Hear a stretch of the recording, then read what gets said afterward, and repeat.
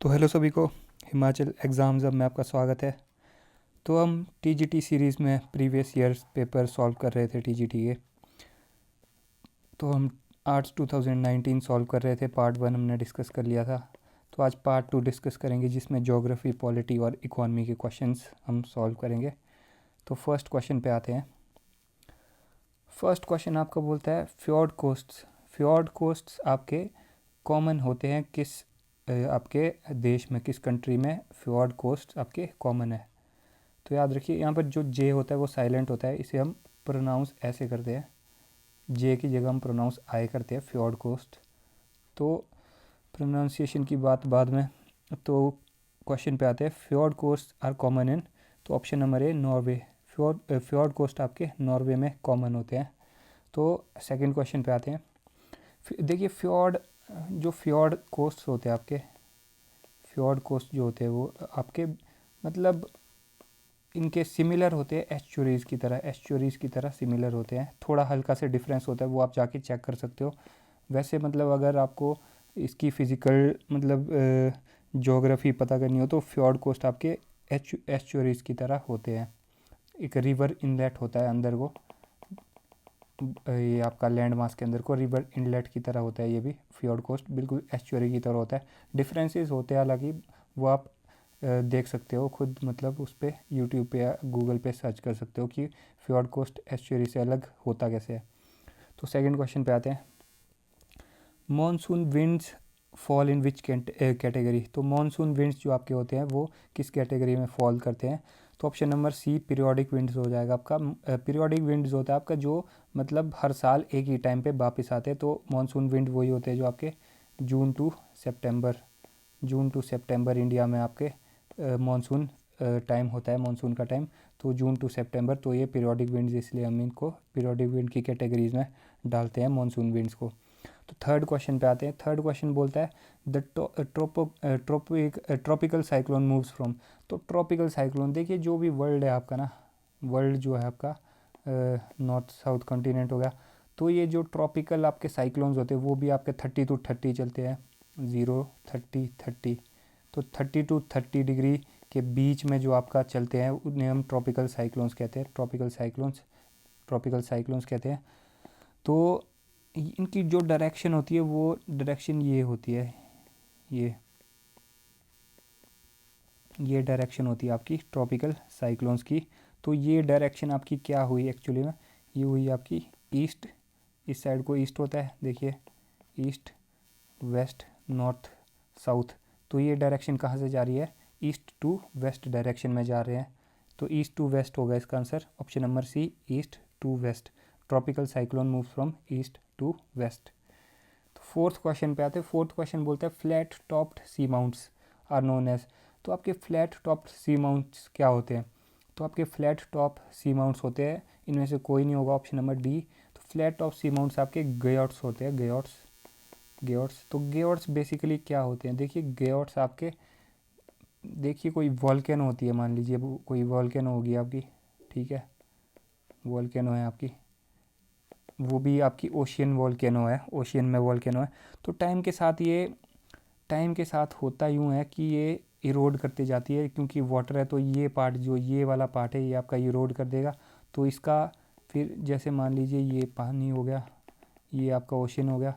तो टाइम के साथ ये इतनी ही रह जाती है, इतनी ही रह जाती है, इतनी ही रह जाती है टाइम के साथ। तो जब ये आपका एकदम ओशन लेवल पे पहुंच जाती है तो ये एक फ्लैट टॉप सी माउंट, इसीलिए इसको, क्योंकि ये फिर देखिए इसके बराबर में आ गया तो इसलिए फ्लैट टॉप्ड बोलते हैं हम इसको, और सी माउंट बोलते हैं कि ये सी के अंदर माउंटेन होती है, उसे हम सी माउंट बोलते हैं। तो ग्योट जब टाइम के साथ ये रह जाता है, जब मतलब वॉल्केनिक माउंटेन ये वाला पार्ट, देखिए इतना पार्ट आपका इरोड हो जाएगा पानी के से, तो इतना ही रह जाएगा, तब हम इसे ग्योट बोलते हैं या फ्लैट टॉप सी माउंट। देखिए फ्लैट टॉप, फ्लैट टॉप देखिए, पहले फ्लैट टॉप देखिए तो ये फ्लैट टॉप हो गया, हाँ यहाँ पर इरोड हो जाएगा तो फ्लैट टॉप बच जाएगा। सी माउंट क्या होता है आपका, सी माउंट बेसिकली सी माउंटेन होता है, तो सी के अंदर माउंटेन है तो ऑब्वियसली सी माउंट, फ्लैट टॉप सी माउंट। तो इसको जो टर्म का नाम दिया गया है ग्योट बोलते हैं इसे, ग्योट, ग्योट्स। तो flat top sea mounts are known as guyots. Option number D हो जाएगा, नन ऑफ दीज, इनमें से तो कोई नहीं है। तो फिफ्थ क्वेश्चन पे आते हैं। फिफ्थ क्वेश्चन बोलता है which of the following ocean currents belong to the Indian Ocean. अब इंडियन ओशियन में कौन सा करंट है आपका, तो option number A Agulhas current हो जाएगा। तो एगुलास करंट आपका जो एगुलास केप है, एगुलास आपका केप है एक, एगुलास केप है आपका, ये आपका साउथ अफ्रीका में पड़ता है, साउथ अफ्रीका, और वो भी side east side east side of south Africa, जो आपका साउथ अफ्रीका का पोर्शन है यहाँ पर पड़ता है ईस्ट, यहाँ पर पड़ता है आपका केप अगुलास, केप अगुलास यहाँ पर पड़ता है आपका केप अगुलास।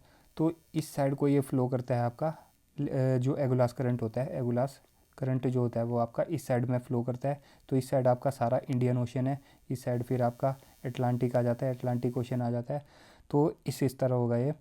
तो इसलिए हम एगुलास करंट होगा वो जो इंडियन ओशन में बिलोंग करता है। और एगुलास करंट का नेचर कैसा होता है, ये वार्म करंट होता है, क्योंकि मैंने अभी देखिए आपको इसकी डायरेक्शन बोली है, नीचे को आता है। तो जो भी देखिए जैसे मान लीजिए अर्थ है, इक्वेटर से जो भी उल्टी तरफ को जाता है, मतलब ऊपर को नॉर्थ हेमिस्फीयर में जो इक्वेटर से ऊपर नॉर्थ पोल की तरफ जाता है, और साउथ हेमिस्फीयर में साउथ पोल की तरफ जाते हैं। तो जो इक्वेटर से करंट मतलब इधर उधर को जाते हैं वो वार्म करंट होते हैं, वार्म करंट होते हैं। सिमिलरली जैसे आपको मान लीजिए जो पोल की तरफ से नीचे को करंट आते हैं, पोल की तरफ से नीचे को करंट आते हैं आपके, वो आपके ऑब्वियसली कोल्ड होंगे, क्योंकि नॉर्थ पोल साउथ पोल आपके कोल्ड होते हैं, तो वो कोल्ड करंट होते हैं जो इक्वेटर की तरफ आते हैं।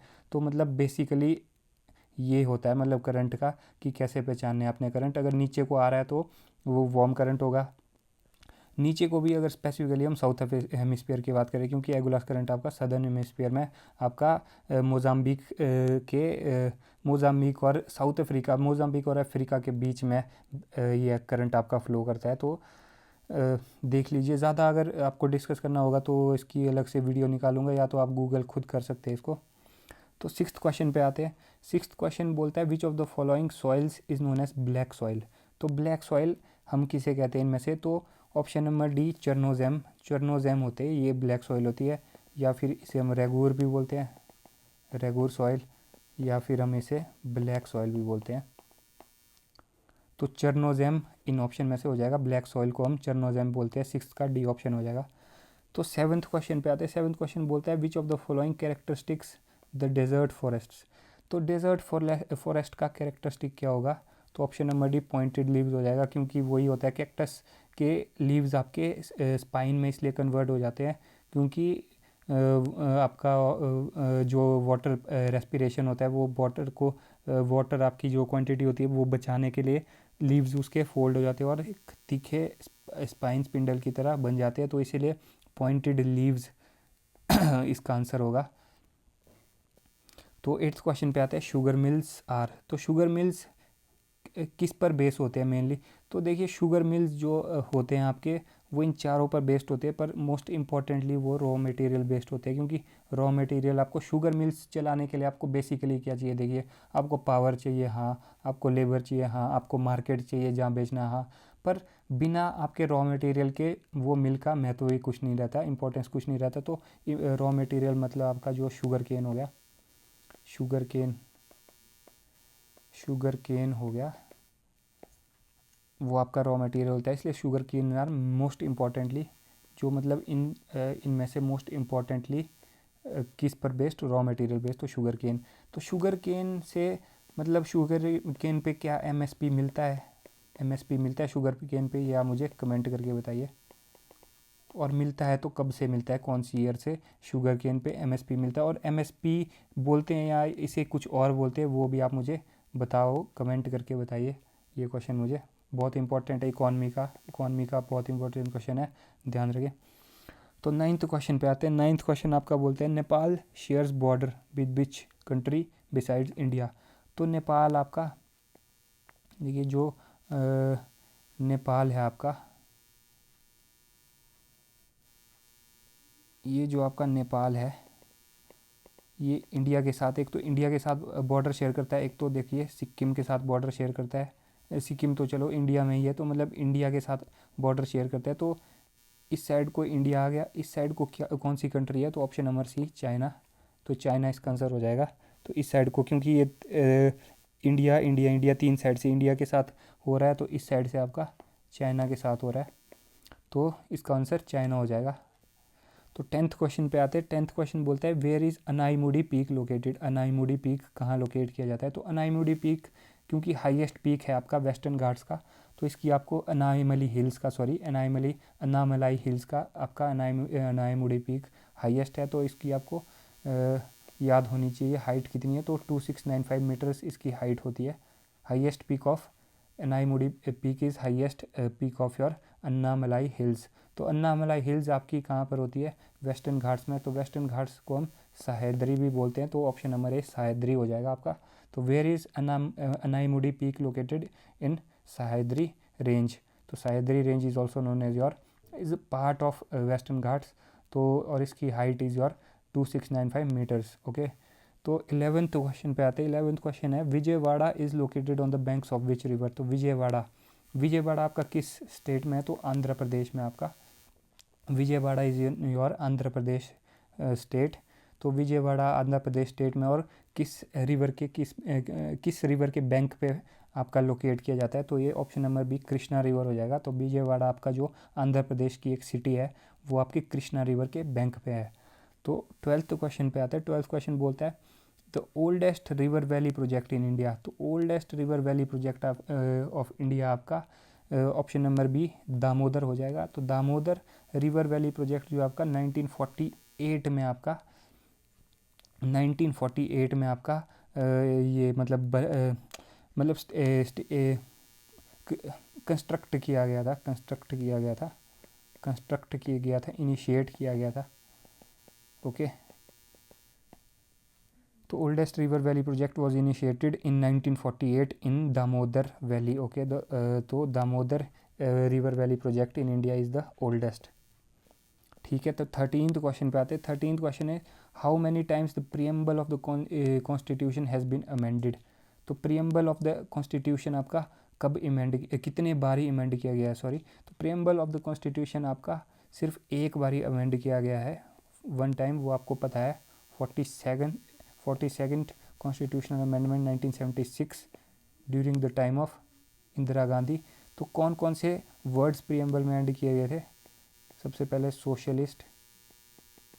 सोशलिस्ट, फिर secular, one socialist, second secular, और थर्ड आपका इंटेग्रिटी।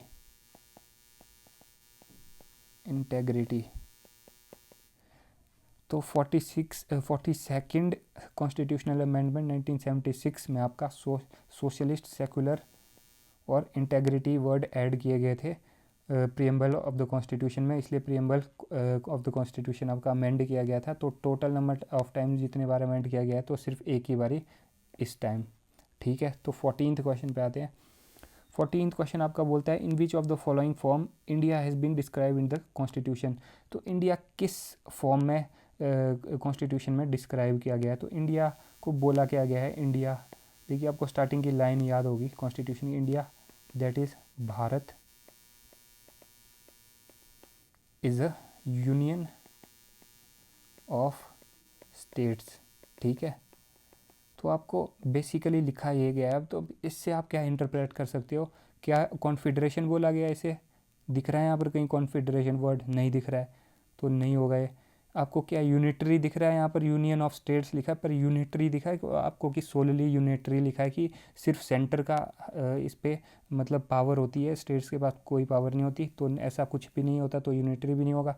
क्या फेडरेशन है इंडिया कि बोला है कि स्टेट के पास सारी पावर है, सेंटर के पास कोई पावर नहीं, और स्टेट्स का अपनी मर्ज़ी से आपको इंडिया से सीड भी कर सकते हैं, अपनी मर्ज़ी से खुद सीड हो सकते हैं? तो ऐसा होता है? नहीं होता है। तो option number D none of these हो जाएगा। तो इंडिया को हम इनमें से कुछ भी नहीं बोला गया। इंडिया को बोला गया है कि India that is Bharat is a union of states. ठीक है, बहुत ही फेमस मतलब क्वेश्चन है, बहुत ही फेमस आपका जो ये लाइंस है बहुत ही फेमस है, मतलब एक इम्पोर्टेंस जो क्वेश्चन पर्सपेक्टिव की वजह से इम्पोर्टेंस उस वे में फेमस है। तो 15th क्वेश्चन पे आते हैं। How many fundamental duties are there in the Indian constitution. तो इंडियन कॉन्स्टिट्यूशन में टोटल कितनी फंडामेंटल ड्यूटीज़ आपकी? तो देखिए फंडामेंटल ड्यूटीज़ पहले मैं आपको बता देता हूँ कब कब आई थी, ऐड हुई थी। तो 42nd constitutional amendment 1976 again Indira Gandhi के टाइम पे आपकी 10 आपकी फंडामेंटल ड्यूटीज़ आई थी। उसके बाद आपकी 86 कॉन्स्टिट्यूशनल अमेंडमेंट 2002 में आपकी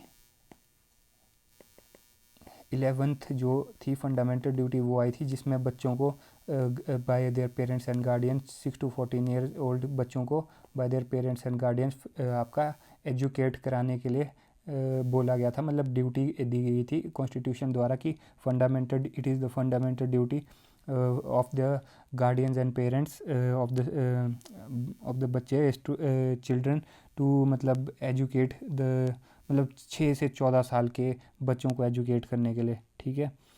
तो गिन लीजिए टोटल कितनी हुई, 10 पहले जुड़ी थी, 11वीं 11th फिर उसके बाद 86 अमेंडमेंट में जुड़ी, तो टोटल कितनी होगी 10+1 = 11। तो यहाँ पर 11 option number D none of these हो जाएगा। तो टोटल फंडामेंटल ड्यूटीज़ 11 है, ठीक है। तो 16th क्वेश्चन पे आते हैं। 16th क्वेश्चन बोलता है who appoints the attorney general of India. तो who appoints the attorney general of India, तो attorney general of India option number D none of these हो जाएगा। अटॉर्नी जनरल ऑफ इंडिया जो होता है यहाँ के वो प्रेसिडेंट अपॉइंट करते हैं, प्रेसिडेंट अपॉइंट करते हैं आपके अटॉर्नी जनरल ऑफ इंडिया, ठीक है। तो 17th क्वेश्चन पे आते हैं। 17th क्वेश्चन आपका बोलता है the speakers vote in the Lok Sabha is called. तो स्पीकर के वोट को हम लोकसभा में क्या बोलते हैं, बहुत इंपॉर्टेंट है। तो स्पीकर के वोट को हम लोकसभा में बोलते हैं कास्टिंग वोट, ठीक है। कास्टिंग वोट स्पीकर के वोट को हम लोकसभा में कास्टिंग वोट बोलते हैं। तो 18th क्वेश्चन पे आते हैं। तो 18th क्वेश्चन आपका क्या बोलता है, 18th क्वेश्चन आपका बोलता है कि the constitution does not have the provision to impeach the. तो कॉन्स्टिट्यूशन ने किसको इम्पीच करने की पावर नहीं दी है, मतलब पार्लियामेंट को किसको इम्पीच करने की पावर कॉन्स्टिट्यूशन ने नहीं दी है। कॉन्स्टिट्यूशन में नहीं लिखा है इम्पीचमेंट के बारे में। तो 18th का बी ऑप्शन हो जाएगा गवर्नर। जो गवर्नर होता है उसके इम्पीचमेंट के लिए कॉन्स्टिट्यूशन में कोई प्रोविज़न नहीं दिया है गवर्नर के लिए। गवर्नर जो स्टेट्स के गवर्नर होते हैं उनके इम्पीचमेंट के लिए कॉन्स्टिट्यूशन में कोई भी प्रोविज़न नहीं दी है। तो 19th क्वेश्चन पे आते हैं। 19th क्वेश्चन बोलता है तो Panchayati Raj was first adopted by which of the following states. तो पंचायती राज आपको पता है कि सबसे पहले अडॉप्ट किया गया था 1963 में नागौर डिस्ट्रिक्ट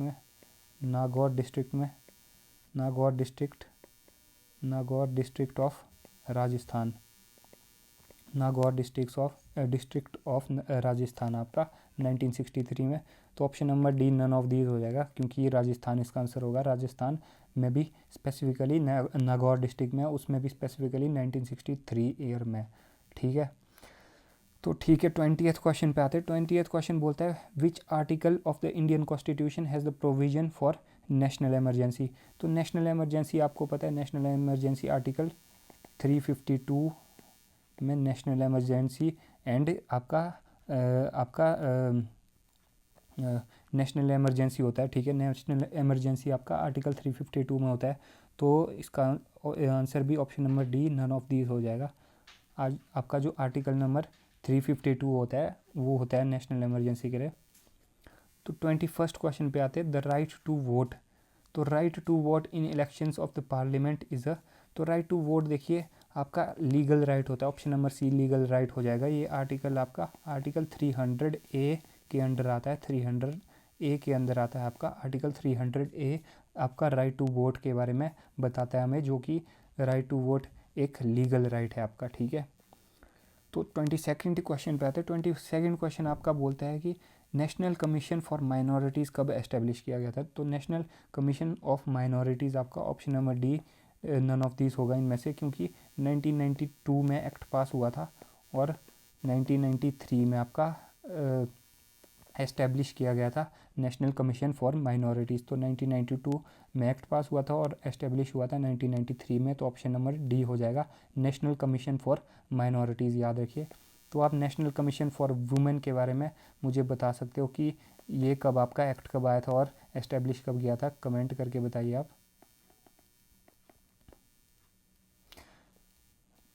23rd क्वेश्चन पे आता है, the pay back method assumes that all cash inflows are reinvested to yield a return equal to. तो पे बैक मेथड जो होता है उसमें आपका all cash inflows and are reinvested to yield a return कितना है yield आपका all cash inflows जब मतलब सारा कैश जब री इन्वेस्ट कर देते तो कितना यील्ड रिटर्न के इक्वल होता है। तो ऑप्शन नंबर डी 0 हो जाएगा आपका। The pay back method assumes that all cash inflows are reinvested to yield a return of 0। ठीक है। तो 24th क्वेश्चन हम नहीं करेंगे, ये उस टाइम के जो आपका 2019 के टाइम का करंट अफेयर का क्वेश्चन था, तो अब ये इररेलेवेंट है तो ये हम नहीं करेंगे डिस्कस इसे।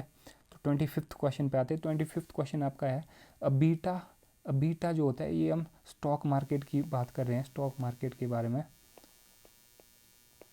स्टॉक मार्केट की बात है।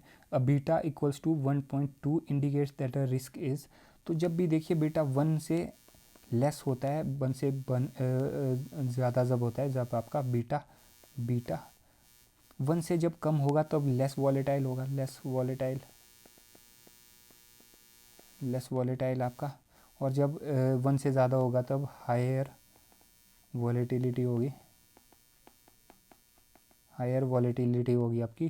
तो 1.2 देखिए आपका 1 से ज़्यादा है, तो 1 से ज़्यादा क्या बोलता है, risk is above the market level हो जाएगा आपका, क्योंकि हायर वॉलेटिलिटी होगी तो आपका रिस्क भी ज़्यादा होगा, तो मार्केट लेवल आपका जो 1 होगा उससे ज़्यादा होगा अबव द मार्केट लेवल। तो बीटा अगर आपका इक्वल टू 1.2 है तो ये इंडिकेट करता है कि risk is above the market level, क्योंकि वॉलेटिलिटी हायर हो जाएगी।